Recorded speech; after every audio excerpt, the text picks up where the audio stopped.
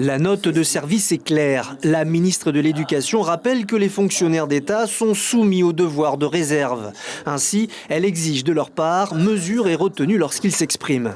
Selon la Direction générale de l'Éducation, ce rappel fait suite à plusieurs incidents sur les réseaux sociaux où certains propos injurieux ont été tenus à l'encontre de directeurs d'établissement.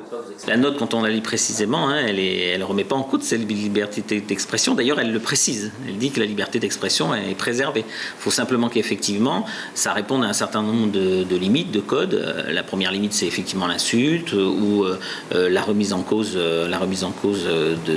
profonde des politiques.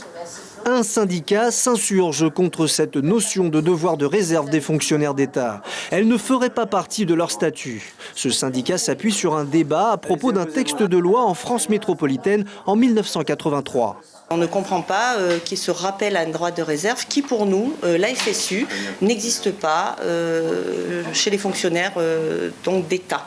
Alors, on se réfère bien sûr à des textes. C'est la loi Anicet-Le-Pors de 1983 qui dit que dans le statut général de fonctionnaire, ce droit n'existe pas et que les cas de jurisprudence, en aucun cas, font force de loi et restent des cas individuels.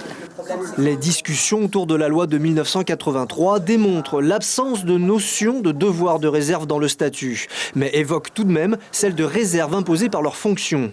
Et cette notion-là, en Polynésie française, nombreux sont ceux qui la respectent. Peut-être avant de donner son avis sur les réseaux sociaux, peut-être bien réfléchir à la portée de ce qu'on dit.